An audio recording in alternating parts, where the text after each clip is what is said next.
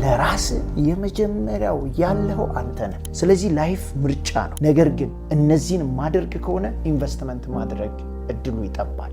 ኢንቨስትመንት የሚባለውን ልምረጥ ወይስ እነዚህን ነገሮች የራሴን ህይወት ማሻሻል፣ ቤተሰብ መርዳት፣ ጓደኞች ሊሆን ይችላል፣ ዘመድ፣ በተለያየ መልኩ ይህንን ብር ልበትን? ኢንቨስትመንቱ የሚያመጣው ሪተርን አለ። በዛ ሪተርን በተቻለ መጠን ከዛ በኋላ እነዚህን ነገሮች ላደርግ። በሁለት እግር ሳንቆም ሄደን ፋሚሊ ማገዝ፣ ሌሎች ውስጥ መግባት እንድንወርቅ ያደርገናል፣ እንድንሰበር ያደርገናል። ገበሬው ቢርበው እንኳን ይጨክናል በራሱም ላይ በልጆቹ ላይ እንጂ ለቀጣይ ክረምት ያዘጋጀውን ዘር በፍጹም አይበላም። ለምን? አንዳንዴ መጨከን አለብን ራሳችን ላይ፣ በዙሪያችን ያሉት ላይ ጨከን ብለን የሆነን ጊዜ እናልፋለን። ሴቭ ላድርግ፣ ኢንቨስት ላድርግ። ኢንቨስትመንቱ የሚያመጣው ሪተርን አለ። በዛ ሪተርን በተቻለ መጠን ከዛ በኋላ እነዚህ ነገሮች ላድርግ። ስለዚህ ኢንቨስትመንትን ምንድን ነው የሚፈልገው ከተባለ አንድና አንድ ነገር ሴቪንግ ነው።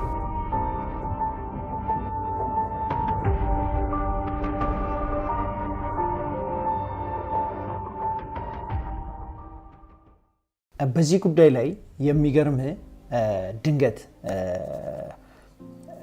ከጠቀመ አንድ ኤክስፒሪየንስ ሼር አድርጋለሁና ድንገት ሌላ ሰውም በተለያየ አጋጣሚ ይሄንን ከሰማ ሊጠቅመው ይችላል ብዬ አስባለሁና በላይፌ ውስጥ ነው በጣም የጠቀመኝ ነገር አለና ይሄም ነገር ምንድነው? መጨከን የምትባል ፕሪንሲፕል አለችኝ። እኔ እንዴት ሆነ መሰለ? ልክ ከዩኒቨርሲቲ እንደተመረኩኝ ስራ ያስኩኝ። ስራ ሲይዝ የ7600 ደሞዝተኛ ነኝ። ልክ ይህንን ሳደርግ የሚገርም ነገር ከፊቴ አንድ ነገር ነው የመጣው። ልክ መጀመሪያ ተመርቄ ስራ ሲይዝ 7600 ደሞዝተኛ ሆኜ አንድ ነገር አለ። የመጀመሪያው እኔ ተማሪ በነበርኩ ጊዜ ስፈልግ የነበረ ገንዘብ ባገኝ ደሞዝተኛ ብሆን ይህንን አደርጋለሁ ያልኳቸው ነገሮች አሉ። ለምሳሌ እንደዚህ አይነት ልብስ ብገዛ፣ እንደዚህ አይነት ጫማ ብገዛ፣ እንደዚህ አይነት ኑሮ ብኖር የምላቸው ነገሮች አሉ። ይሄ በመጀመሪያ ይመጣል። ሁለተኛው ከ20 ዓመት በላይ ካንተ ጋር የተቸገረ አንተን ያሳደገ ፋሚሊ አለ። እነዚህ ደግሞ ይመጣሉ። ሁለተኛ ፋሚሊ ይመጣል። ምክንያቱም አሁን ስራ ይዣለሁ፣ ከኔ የሚጠበቅ ነገር አለ። እነሱ ማገዝ፣ መደገፍ፣ ለነሱ የተለያየ ነገር ማድረግ፣ ይሄ ከኔ ይጠበቃል። ሶስተኛ ደግሞ በተለያየ መልኩ ጓደኞችና የምታውቃቸው ሰዎች አሉ። በተለያየ መልኩ በዚህ ጎዳና በተለይ ስትማር የዩኒቨርሲቲ ተማሪ ሆነ ሳለ ያገዙኝ ጓደኞቼ ደግሞ አሉ። ይሄ ልክ እንደተመረኩኝ ከኔ የሚጠብቁ አሉ።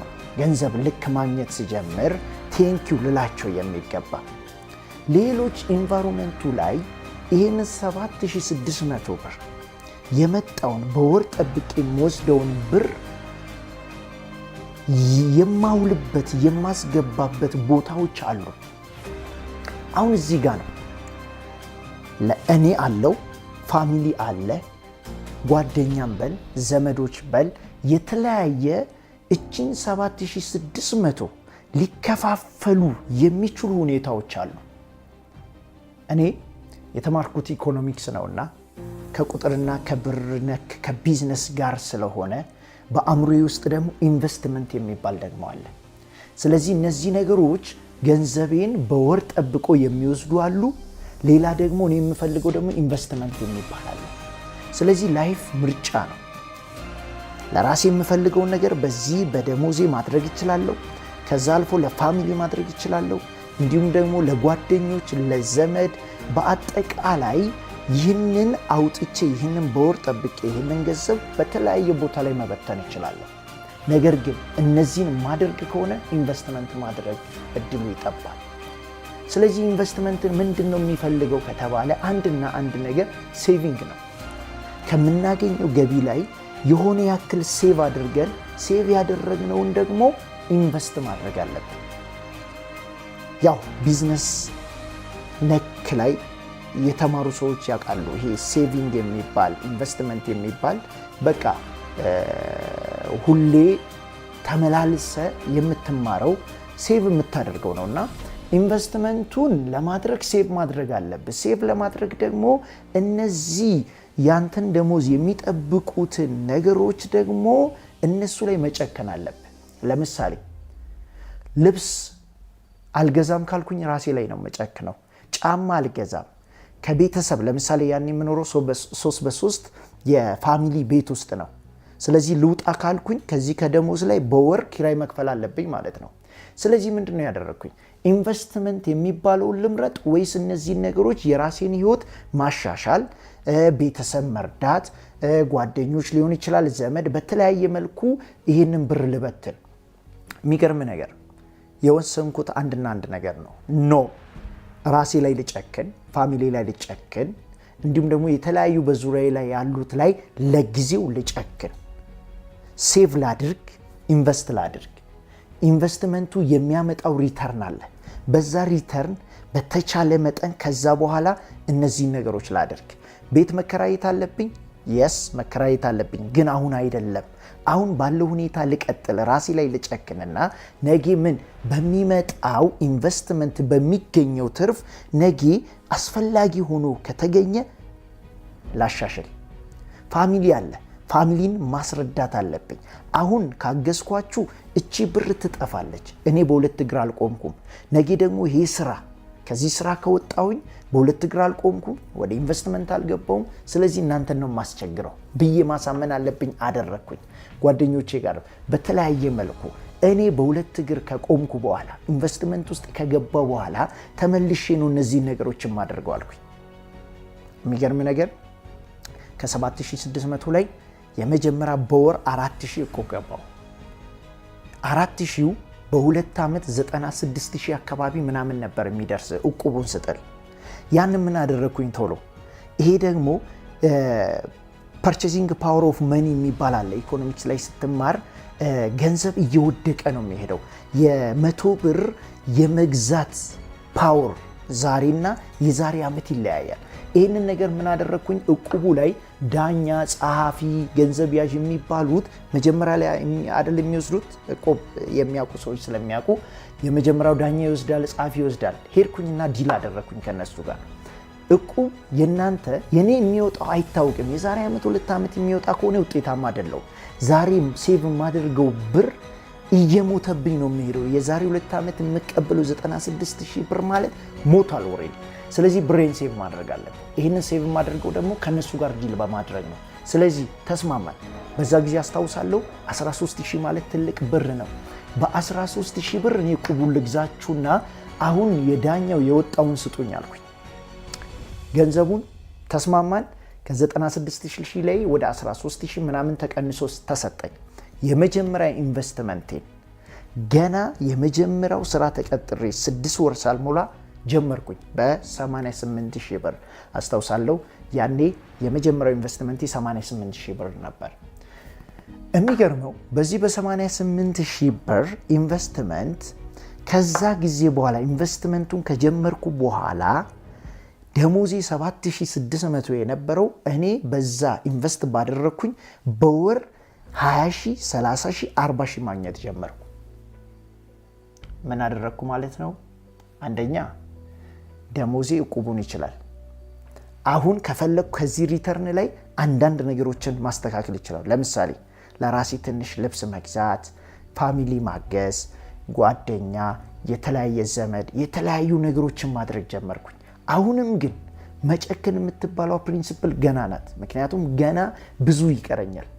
የሚገርመው ሌላ እቁብ ገባሁኝ። 3 እቁብ 111 ሺህ የሚደርስ በአጠቃላይ 333 ሺህ የሚደርስ ወዲያ። አሁንም ምን አደረግኩኝ? ምክንያቱም ገንዘቤን መግዛት አለብኝ። ገንዘቤን ተደራደርኩኝ ከዳኞች ጋር ከምናምን ጋር። 3ቱንም እቁብ 30 ሺህ 90 ሺህ ብር ለዳኛ ለጸሐፊ ሰጠውኝና መጀመሪያ እንዲሰጠኝ አደረግኩ። 333 ሺህ ብር 90 ሺህ ተቀንሶ እንዲሰጠኝ ተደረገ። የሚገርመው ይሄንን እቁብ ማረሳው ስወስድ ዋስ ሆነው የሚፈርሙልኝ ሰዎች ይሄን ነገር ወስደ ልጠፋ አይደለም አይደል? ምን ማለት ነው? በ30 ሺህ ብር 111 ሺህ ብር መግዛት አሉ። እኔ አውቃለሁ። ምክንያቱም ገንዘቡ ከአመት 2 ዓመት በኋላ የሚደርሰኝ ከሆነ አይጠቅመኝም። ዛሬ ከመጣ ግን ኢንቨስት አድርጓለሁ፣ በዛ በሪተርኑ ደግሞ እቁቡን እከፍላለሁ።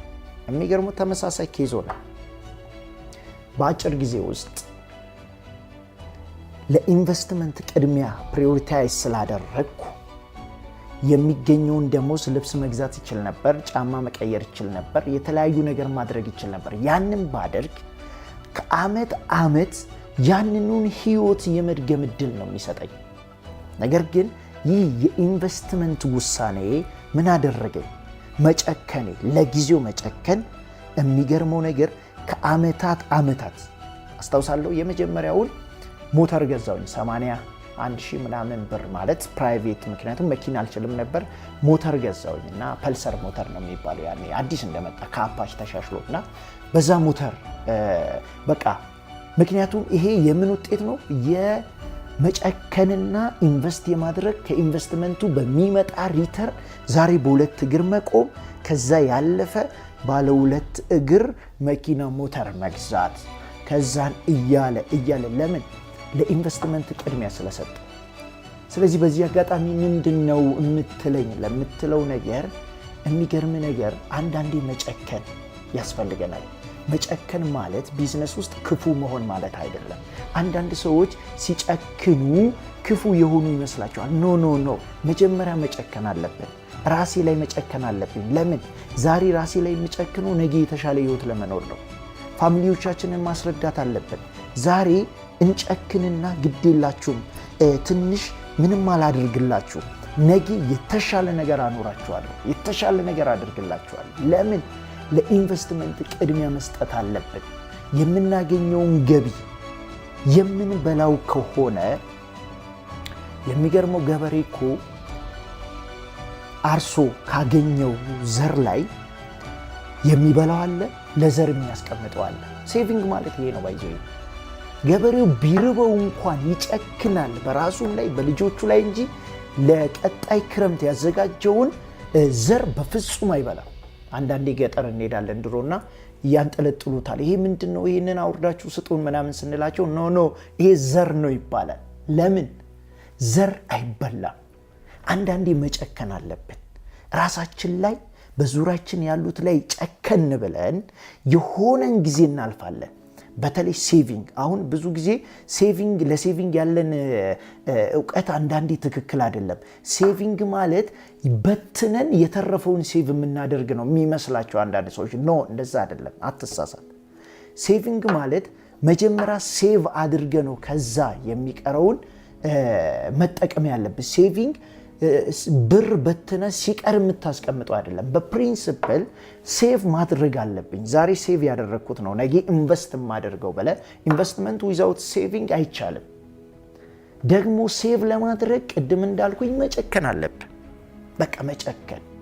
አንዳንድ ጊዜ ያኔ አሁን ማውራው ነገር በወጣትነት ገና ሳላገባ ነው። አስታውሳለሁ አገባውኝ ሚስት፣ ከዛ ልጅ መጣ። የሚገርም ነገር እቺ መጨከን ፕሪንሲፕል ቀስ በቀስ መጣች እና ቤትም አሁን ይመጣል። መጨከን የሚባለው ፕሪንሲፕል አንዳንድ ነገር ይደረግ ሲባል ኖ ግድ የለም ዛሬ አናድርግ፣ እንጨክን።